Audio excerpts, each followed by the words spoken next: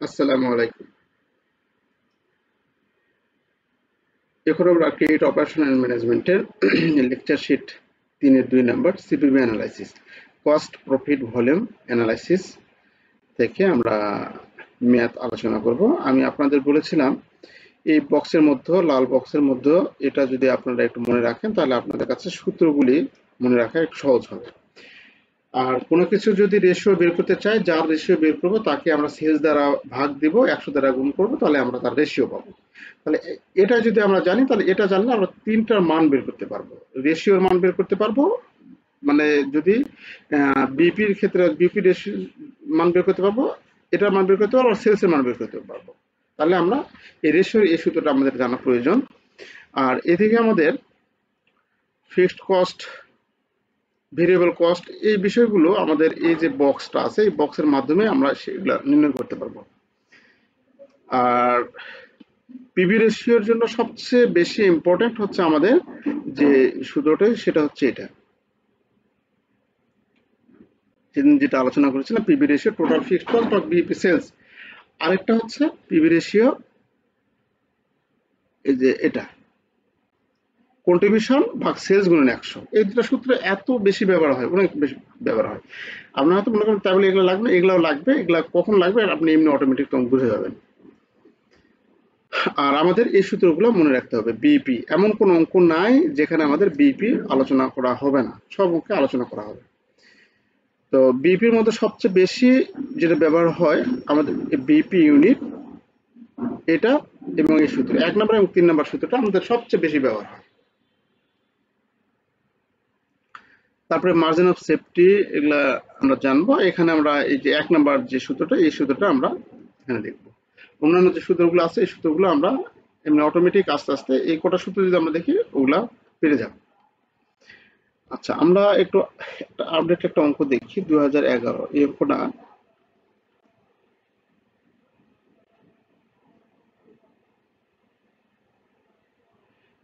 গত 97তম banking diploma পরীক্ষায় যেটা এসেছিল, এরকম একটা প্রশ্ন দেখি আমরা, একবারে জটিল পর্যায়ে যাই। সেটা হচ্ছে 97তম,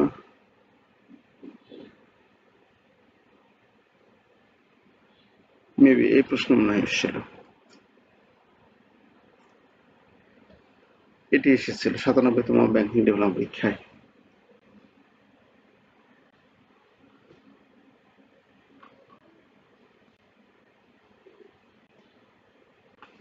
এটা একটু বেশি জটিল হয়ে যায়, আমরা একটু প্রথম দিকে যাই।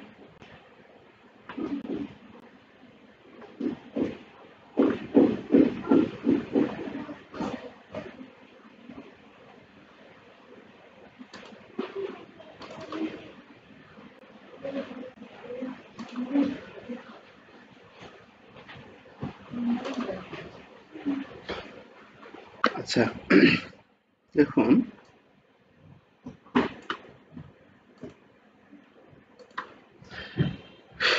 এই অঙ্কটাই দেখি, এক থেকে শুরু করি। এখানে বলা আছে 2011 সালে আসছিল এটি।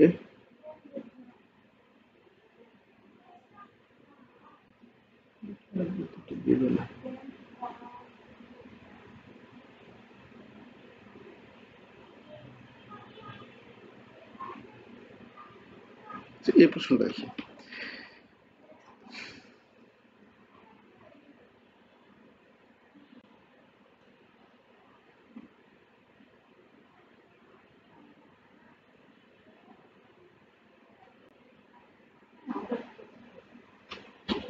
আচ্ছা, আমরা 3 নাম্বারটা আলোচনা করি, একটু ভালো মতো বুঝবেন। এখানে অঙ্কে ইনফরমেশন গুলো দেওয়া আছে যেগুলা, দেখুন একটু। You have been supply with the following data, আপনাকে নিম্নের ডাটাগুলি সরবরাহ করে হয়েছে। কি কি ডাটা? নেট সেল হচ্ছে 2 লক্ষ টাকা, ভেরিয়েবল কস্ট হচ্ছে 1 লক্ষ টাকা, ফিক্সড কস্ট হচ্ছে 60,000 টাকা। এই তিনটা ইনফরমেশন আপনাকে দিচ্ছে। এর দেওয়ার প্রেক্ষিতে আপনাকে নির্ণয় করতে বলছে রিকোয়ার্ড, করণীয় এক number break even sales in টাকা, মানে ব্রেক ইভেনের মোট টাকার পরিমাণ কত সেটা বের করতে বলছে। আমি আপনাদের আগেই বলেছি সূত্রের ওই আলোচনাতে যে বিইপি ব্রেক ইভেন এটা চাইবে প্রত্যেকটা অঙ্কে, এটা আমাদের বের করতেই হবে। তাহলে ব্রেক ইভেন সেলস চেয়েছে টাকায়, মানে মোট টাকার পরিমাণ কত সেটা বের করতে বলছে। 2 নম্বর হচ্ছে পিভি রেশিও, পিভি রেশিও কত হবে সেটা বের করতে হবে। পিভি রেশিও অপর নাম কি? সিএম রেশিও বা কন্ট্রিবিউশন মার্জিন রেশিও। আচ্ছা, তারপরে আছে NP ratio, net profit ratio আমাদের বের করতে হবে। তারপরে আছে C number, draw a break even chart showing profit and loss area. আপনাকে ব্রেক ইভেন চার্ট তৈরি করতে হবে, প্রফিট এবং লস এরিয়াটা দেখিয়ে আপনাকে চার্টটা তৈরি করতে হবে। তো এই ইনফরমেশন এখানে আমাদের 3টা ইনফরমেশন দেওয়া আছে। এই 3টা ইনফরমেশন প্রেক্ষিতে আমাদের প্রথম যে এক নম্বরটা যেটা দেওয়া আছে সেটা হচ্ছে ব্রেক ইভেন টাকা। তাহলে রিকোয়ার্ড একে আমরা ব্রেক ইভেন আমাদের কি দেওয়া আছে, মোট টাকায় দেওয়া আছে, সেলস দেওয়া আছে, সেলস দেওয়া আছে, খেয়াল করুন সেলস দেওয়া আছে। ধরুন যদি আমরা ছোটকে আচ্ছা পুরোটা লিখি, 2 লক্ষ মাইনাস ভিসি মানে ভেরিয়েবল কস্ট। ভেরিয়েবল কস্ট কত আছে? ভিসি আছে 1 লক্ষ। তাহলে আমরা যদি বাদ দিলে কি পাবো বলুন তো? ভিসি থেকে ওটা যদি বাদ দেই তাহলে কি পাবো? এই যেটা খেয়াল করুন, এই যেটা কস্ট মার্জিন, কন্ট্রিবিউশন মার্জিন।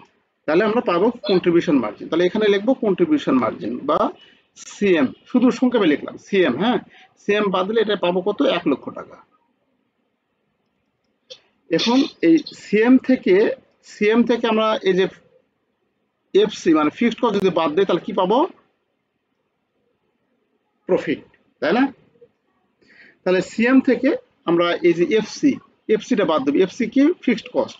তাহলে এই সিএম থেকে যদি আমরা এফসিটা বাদ দিই তাহলে মাইনাস এফসি কত আছে? 60,000।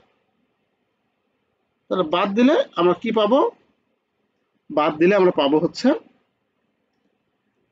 40,000 টাকা পাবো প্রফিট, তাই না? এটা হচ্ছে কি? প্রফিট, তাই না? এটা তো এইভাবে আমরা করতে পারি। এটা এখানে যে সূত্রটা আমরা দেখতে পেয়েছি, যে সেলস থেকে ভিসি বাদ পাবো কন্ট্রিবিউশন থেকে এফসি বাদ দিলে প্রফিট পাবো। ঠিক এই কথাটাই এখানে লিখেছি অঙ্কটা। তো তাহলে আমাদের এখানে কি করতে বলছে? ব্রেক ইভেন সেলস ইন টাকা, ব্রেক ইভেন সেলস বের করতে বলছে। তাহলে ব্রেক ইভেন সেলস আমরা কিভাবে বের করতে পারি? খেয়াল করে দেখুন, আমরা ব্রেক ইভেন সেলস এখানে যে সূত্র লেখা আছে এই সূত্রটা এভাবেও করতে পারি আমরা।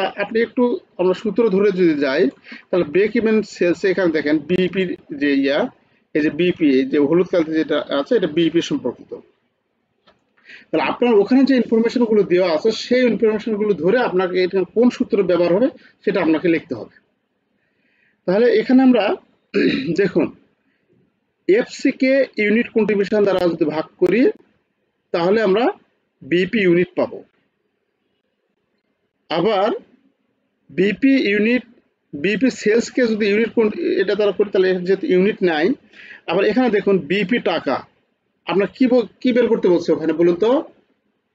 এখানে বের করতে বলেছে ব্রেক ইভেন সেলস, মানে কি ব্রেক ইভেনের যে মোট টাকার পরিমাণ কত সেটা বের করতে বলছে।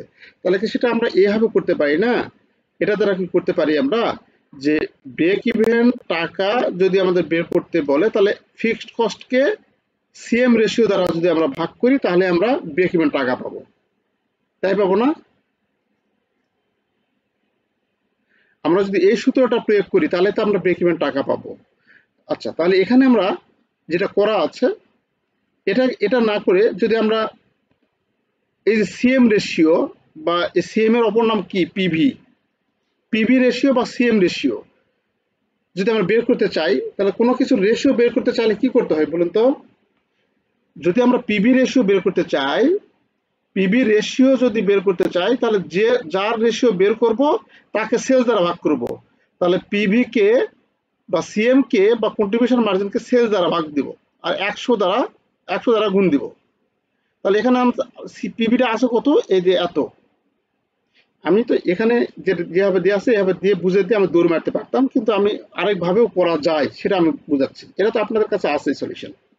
তাহলে পিবি রেশিও বের করতে চাইলে তাহলে পিবি কি আমরা কত, পিবি কত আছে বা সিএম কত আছে, 1 লক্ষ আছে, 1 লক্ষকে সেলস দ্বারা ভাগ দেবো, সেলস কত 2, তাহলে 2 লক্ষ, 2 লক্ষ দ্বারা ভাগ দেবো আর 100 দ্বারা গুণ দেবো, তাই না? তাহলে দিলে আমাদের কত বাড়বে, এটা 5টা শূন্য 5টা শূন্য কাটা, তাহলে 1 আছে 100 আছে, তাহলে 100কে যদি 2 দ্বারা করি তাহলে কত হয় 50, তার মানে কত বাড়লো 50%। তাহলে পিবি রেশিও বাড়লো কত 50%, তাই না? তাহলে আমরা এখন এই সূত্রটা যে প্রয়োগ করি, ফিক্সড কস্ট তো আমাদের অঙ্কে দিয়ে আছে, এখন পিবি রেশিও বের করলাম 50%, তাহলে ফিক্সড কস্টকে 50% দ্বারা যদি ভাগ করি এখানে আমরা এই বিইপি সেলস এটা সমান সমান আমরা ফিক্সড কস্ট কত আছে এখানে, এই যে 60,000, এই যে 60,000 টাকা ফিক্সড কস্ট আছে, এই 60,000কে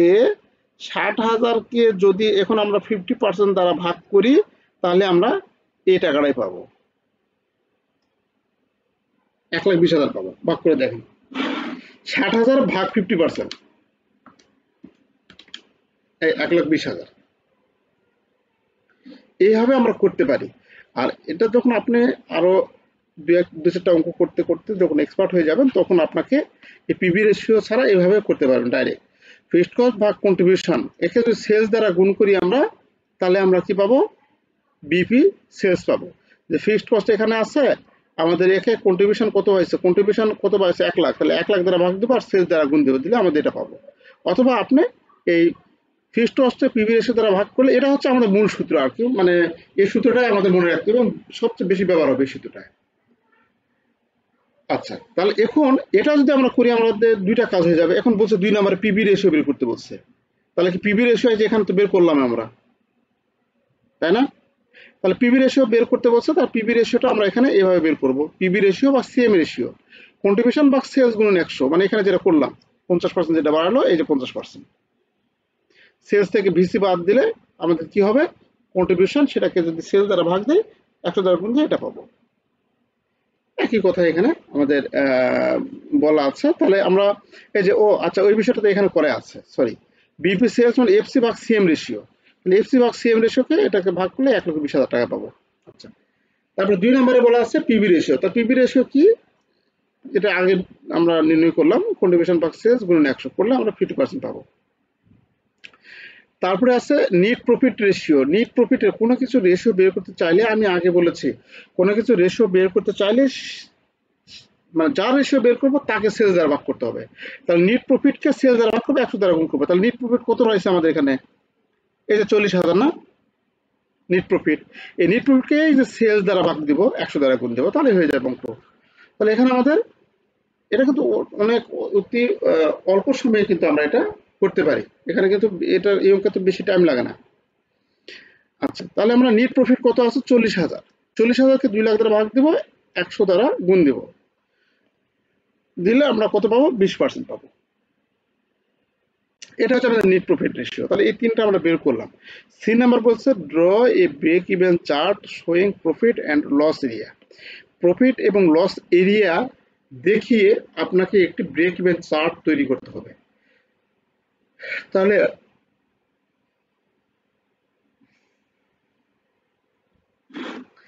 ব্রেক ইভেন চার্ট আমরা তৈরি করি, এই চিত্রটা আমি আপনাদের বুঝিয়েছিলাম আগে।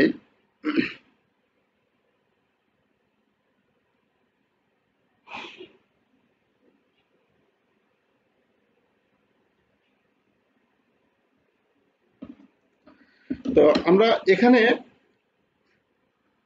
এই দিকে আমাদের এই যে দুটা অক্ষ আছে, আমাদের একটা লম্ব অক্ষ আর একটা ভূমি অক্ষ, ভূমি অক্ষে আমাদের ইউনিট ধরেছে আর এদিকে হচ্ছে আমরা রেভিনিউ মানে মোট টাকা ধরেছি, এদিকে হচ্ছে মোট টাকা, মোট টাকার পরিমাণ কত, আর এদিকে হচ্ছে মোট ইউনিট মানে একক, একক ধরেছি।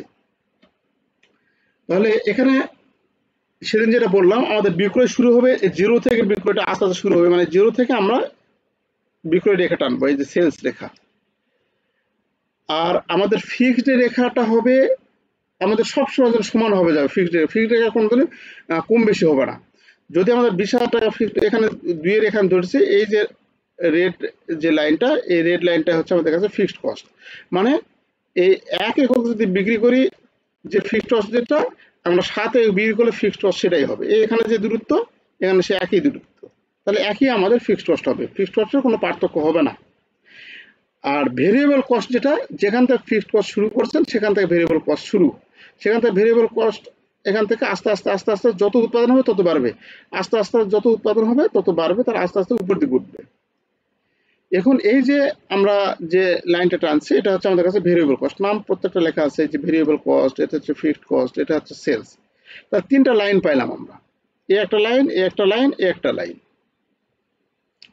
তাহলে এই 3টা লাইনের মধ্যে যদি আমরা এই 6 একক দ্রব্য যদি বিক্রি করে থাকি, তাহলে এর জন্য আমাদের ফিক্সড কস্ট হচ্ছে এতটুকু।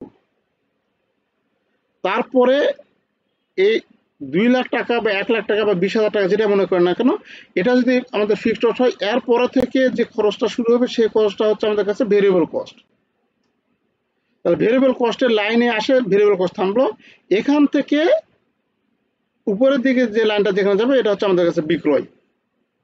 এখন এখান থেকে বিক্রয়, এইদিকে যে মোট টাকার ঘরে যেখানে টানবে সেটা হচ্ছে বিক্রয়ের পরিমাণ, ধরুন হচ্ছে 5 লক্ষ বা 50,000 বা 50 লক্ষ, এরকম, মানে যে যত অ্যামাউন্ট ধরবেন এদিকে।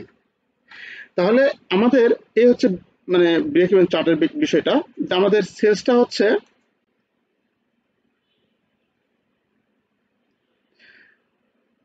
তাহলে আমরা কি বুঝতে পারলাম, যে এখান থেকে এত দূর পর্যন্ত হচ্ছে খরচ। এই খরচটা 2 ভাগে বিভক্ত, একটা হচ্ছে ফিক্সড কস্ট আর হচ্ছে ভেরিয়েবল কস্ট, কিন্তু এই দুটা মিলে হচ্ছে কি টোটাল কস্ট, মানে ব্যয়, টোটাল ব্যয়। তা টোটাল ব্যয় এত, আর এটা হচ্ছে আমাদের বিক্রয়। তাহলে ব্যয় থেকে বিক্রয় বাদ দিলে যেটা থাকবে সেটার নাম কি, মুনাফা বা লাভ, তাই না? মুনাফা বা লাভ। তাহলে আমাদের মুনাফাটা কখন শুরু হবে, এই যে ব্রেক ইভেন পয়েন্টের যে বিন্দুতে আমাদের এই যে বিক্রয় রেখা এবং আমাদের ভেরিয়েবল কস্ট রেখা যে বিন্দুতে ছেদ করবে, সেই বিন্দুর নাম হচ্ছে ব্রেক ইভেন পয়েন্ট। তো এই ব্রেক ইভেন পয়েন্ট পর্যন্ত আমাদের যখন পৌঁছবে তখন আমাদের লাভ লস কিছু হবে না। ব্রেক ইভেন পয়েন্টের আগে এটা হচ্ছে লস এরিয়া, এই যে ইংরেজিতে এই যে লাল কাজে লেখা আছে লস এরিয়া, তাহলে এটা হচ্ছে আমাদের কাছে লস এরিয়া। আর ব্রেক ইভেনের পর যেটা থাকবে এই যে সবুজ কাজে লেখা, সেটা হচ্ছে আমাদের কাছে প্রফিট এরিয়া।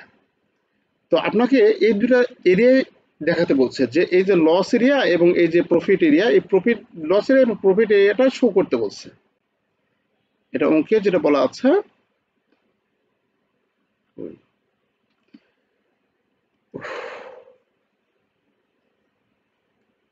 অঙ্কে যেটা বলা আছে যে draw a break even chart showing profit and loss area. Profit এবং লস এরিয়াটা আমাদের দেখিয়ে, শোয়িং করে মানে দেখিয়ে, এটা আমাদের একটা ব্রেক ইভেন চার্ট তৈরি করতে হবে, ড্র করতে হবে, অঙ্কন করতে হবে। তো এই হচ্ছে আমাদের এই চিত্রটা। আচ্ছা, এটা গেল আমাদের 2 নম্বর সলিউশন, সরি 3 নম্বর সলিউশন। 2 নম্বর সলিউশনটা দেখুন একটু, এখানে বলা আছে in the month of June, Jeva company fixed expense include rent of the building and salary of salesperson টাকা কত?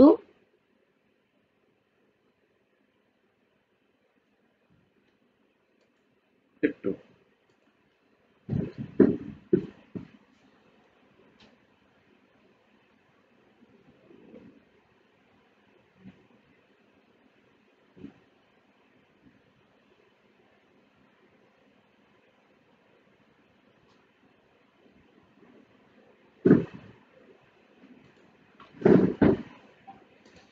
আচ্ছা, তো বলা আছে যে in the month of June, June মাসে জেবা company fixed expense including rent এবং rent of the building and salary of sales person. মানে বলা আছে যে জুন মাসে জেবা কোম্পানির ফিক্সড এক্সপেন্সের মধ্যে অন্তর্ভুক্ত আছে কি, রেন্ট অন্তর্ভুক্ত আছে, বিল্ডিং এর ভাড়া অন্তর্ভুক্ত আছে এবং বিক্রয় কর্মীর বেতন অন্তর্ভুক্ত আছে। এই দুটো মিলে হচ্ছে ফিক্সড এক্সপেন্স আমাদের কত 1,50,000 টাকা। এটা হচ্ছে ফিক্সড, হবেই, বিক্রি হলেও হবে না হলেও এটা আমাদের দিতেই হবে, 1,50,000 টাকা ব্যয় হবেই। আচ্ছা, তারপরে বলা আছে সেলিং প্রাইস পার ইউনিট 30, আমাদের বিক্রয় করব 1 ইউনিট 30 টাকা করে, ভেরিয়েবল কস্ট হচ্ছে কত 18, 1 ইউনিট তৈরিতে আমাদের ভিসিটা হয় কত 18 টাকা, তাহলে সেলস প্রাইস হচ্ছে 30 টাকা 1 ইউনিটের জন্য, আর ভিসিটা হচ্ছে কত 18 টাকা। এখন এখানে ক্যালকুলেট করতে বলছে যে ব্রেক ইভেন পয়েন্ট, এক নম্বর বলছে calculate break even point in unit and sales টাকা, মানে ইউনিটে কত হবে এবং টাকায় কত হবে সেটা আমাদের বের করতে হবে। তাহলে আমরা ব্রেক ইভেনের যে সূত্রটা, এই যে সূত্র অনেক 1 এবং 3 নাম্বার অনেক গুরুত্বপূর্ণ। তাহলে ব্রেক ইভেন ইউনিট হবে এফসি কে ইউনিট কন্ট্রিবিউশন দ্বারা ভাগ দেব, তাহলে ইউনিট কন্ট্রিবিউশন আমরা এখানে কিন্তু ওকে বের করতে পারবো আমরা। এই যে সেলিং প্রাইস পার ইউনিট 30 টাকা থেকে যদি ভেরিয়েবল কস্ট ভিসি যদি 18 টাকা বাদ দেই, তাহলে আমরা কন্ট্রিবিউশন পাবো। এই সূত্রটা প্রথমে লিখেছি বিপি ইউনিট সমান সমান ফিক্সড কস্ট ভাগ ইউনিট কন্ট্রিবিউশন, ওখানে যে সূত্রটা ছিল, এই যে এখানে যে সূত্রটা ছিল সেই সূত্রটা আমরা টানে নিয়ে গেছি ওখানে। আচ্ছা, এখন এখানে আমরা ইউনিট কন্ট্রিবিউশন সমান সমান কি জানি, সেলস মাইনাস ভেরিয়েবল কস্ট সমান সমান কত হবে, এই যে 30 টাকা সেলস আর 18 টাকা ভিসি ভেরিয়েবল কস্ট বাদ দিলে এই 12 টাকা হচ্ছে আমাদের কাছে ইউনিট কন্ট্রিবিউশন। আচ্ছা, 12 টাকা যখন ইউনিট কন্ট্রিবিউশন আমরা যখন বের করলাম, এটাকে কি করবো, এফসি কে ইউনিট কন্ট্রিবিউশন দ্বারা যখন ভাগ দিব, এফসি কত আছে, এই যে 1,50,000 টাকা এফসি, তাহলে এখানে আমাদের এফসি গিভেন দেওয়া আছে, লিখলেও পারেন না লিখলেও পারেন, গিভেন এফসি সংখ্যা কত 1,50,000, এটা দিলে হবে না দিলে হবে।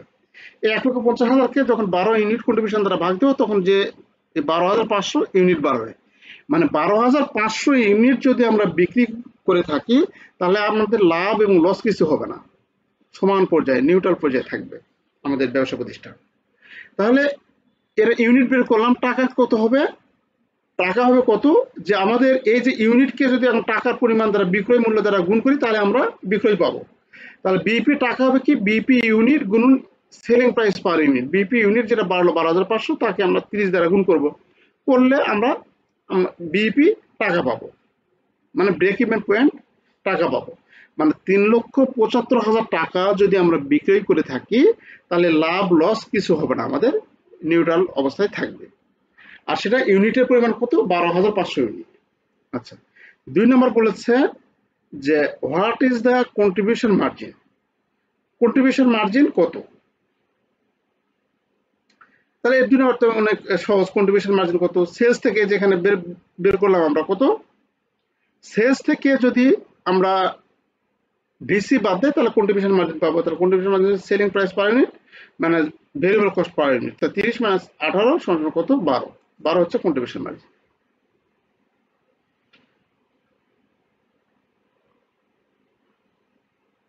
আচ্ছা, 1 নম্বরটা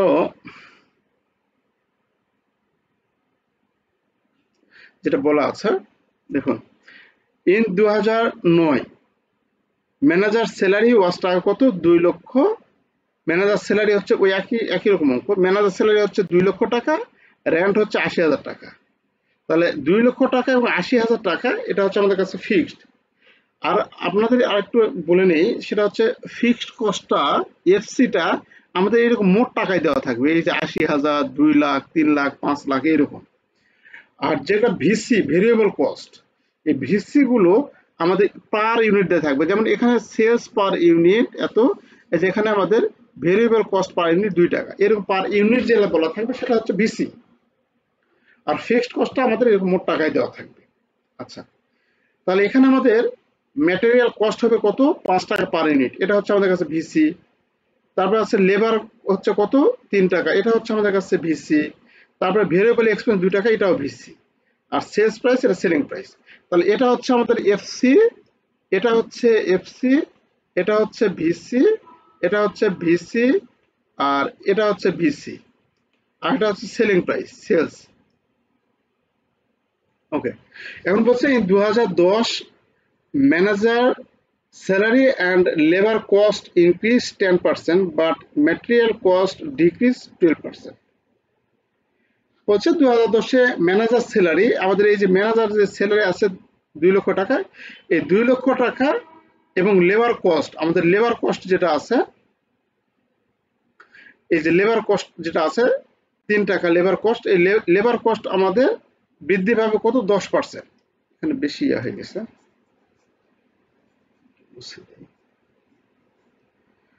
আচ্ছা, তাহলে আমাদের এই স্যালারি, ম্যানেজার স্যালারি এবং লেবার কস্ট আমাদের বৃদ্ধি পাইছে কত? 10%। এটা বলা আছে, এই স্যালারি এবং labour. But material decrease, material মূল্য কমে গেছে কত? 12%। এই যে ম্যাটেরিয়ালের যে মূল্যটা 5 টাকা ছিল, সেখান থেকে 12% মূল্য কমে গেছে। All another information remaining the same, অন্যান্য যত রকম আমাদের ইনফরমেশন তথ্যগুলো ছিল সবগুলো একই রকম থাকবে। 1 নাম্বার বলছে ক্যালকুলেট বিইপি 2010 সালের বিইপি নির্ণয় করতে বলছে। তাহলে আমাদের 2009-এর যে ইনফরমেশন গুলো আছে, 9-এর ইনফরমেশন গুলো আমরা মডিফাই করব। মডিফাই করা মানে এই যে যেগুলা পার্সেন্ট বেড়েছে সেগুলো যোগ করব, আর যেগুলো কমেছে সেগুলো মাইনাস করব, করে আমরা যে ইনফরমেশন গুলো পাবো সেই ইনফরমেশন গুলো হচ্ছে 2010 সালের, সেই ইনফরমেশন গুলো ধরে আমাদের কাজ করতে হবে। আচ্ছা, তাহলে এখন calculation of fixed cost and variable cost particular 2010-এ আমরা ক্যালকুলেশন করব এখানে। তাহলে এখানে প্রথমে কি আছে দেখো, স্যালারি। স্যালারি কি বলছে? স্যালারি আমাদের বেড়ে যাবে কত? 10%। তাহলে 2 লক্ষ ছিল, 10% বাড়লে কত? 20,000। তাহলে স্যালারি হচ্ছে কত? 2,20,000 টাকা। আর রেন্ট আমাদের কোনো কিছু বাড়েনি, 80,000, 80,000 আছে। তাহলে দুটো যোগ করি, তাহলে 3 লক্ষ টাকা হচ্ছে আমাদের ফিক্সড কস্ট। আর এই এখানে দেওয়া ছিল কত? এখানে দেওয়া ছিল 2,80,000, তাই না?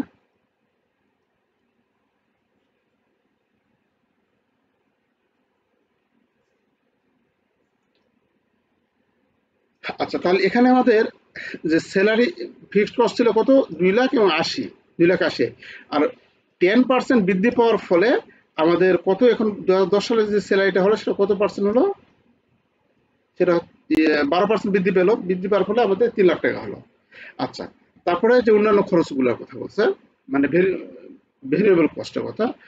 ম্যাটেরিয়ালস, ম্যাটেরিয়ালসের ম্যাটেরিয়ালসে আমাদের কি হবে? 5 টাকা ম্যাটেরিয়ালস। বলছে ম্যাটেরিয়াল কি হবে? ডিক্রিজ হবে, ডিক্রিজ মানে কমে যাবে। তাহলে -12%। আচ্ছা, এখানে ফিক্সড কস্ট বেড়েছে 10%, আর আমাদের ভেরিয়েবল কস্টগুলো হচ্ছে কত? 12%। তাহলে 12% কি হবে? ডিক্রিজ হবে। তাহলে ডিক্রিজ হলে কত টাকা ডিক্রিজ হবে? এই যে 5 টাকার 12% যদি ডিক্রিজ করি তার কত? 60 পয়সা।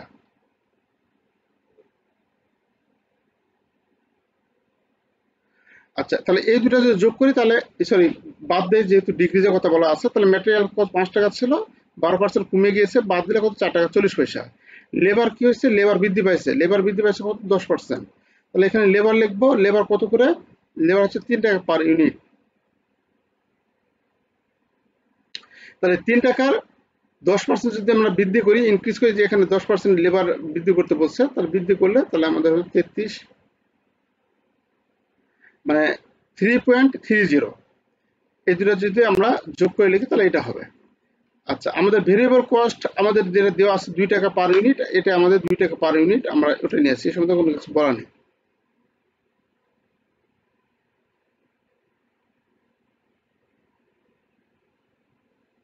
তাহলে 2 টাকা পার ইউনিট এখানে আমাদের যেটা দেওয়া আছে কোনো কিছু বলা নেই, তাহলে আমরা এখানে 2 টাকা পার ইউনিট লিখবো। এখন আমাদের নতুন যে তথ্যগুলো পেলাম, এত এত এবং এত, এটা সব যোগ করলে আমাদের ইউনিট প্রাইস হচ্ছে, ভেরিয়েবল কস্ট পার ইউনিট এত টাকা। এটা কোন সালের তথ্য? 2010 সালের তথ্য। আমরা 2009 সালের তথ্যকে মডিফাই করি, আমাদের এখানে যে তথ্য দিয়েছে 10 সালের, সেই তথ্যকে মডিফাই করে আমরা এই তথ্যটা পেলাম। এখন আমরা এটা করতে পারবো, বিইপি ক্যালকুলেট করতে বলছে। তার বিইপি যদি ক্যালকুলেট করতে বলে, তাহলে বিইপি সূত্র কি? এফসি ভাগ ইউনিট কন্ট্রিবিউশন। এফসি কত? 3 লাখ টাকা। 3 লাখ টাকা কেমন পেলাম? 2010 সালে যেটা বেরোচ্ছে। যে এখন এই ইনফরমেশন দিয়ে আমাদের কাজ করতে হবে। যে 3 লাখ টাকা ফিক্সড কস্ট, এই 3 লাখ টাকা ফিক্সড কস্টকে আমরা কি করব? ইউনিট কন্ট্রিবিউশন দ্বারা ভাগ করব। ইউনিট কন্ট্রিবিউশন কত হয়েছে? আমাদের ইউনিট সেলিং প্রাইস ছিল 16 টাকা। ইউনিট সেলিং প্রাইস ছিল 16 টাকা। এই যে সেলস প্রাইস ছিল 16 টাকা, আর আমাদের এখানে ভেরিয়েবল কস্ট কত বাড়াইলো? 9 টাকা 70 পয়সা। তাহলে এই 9 টাকা 70 পয়সা যদি আমরা বাদ দেয় তাহলে যেটা পাবো সেটা হচ্ছে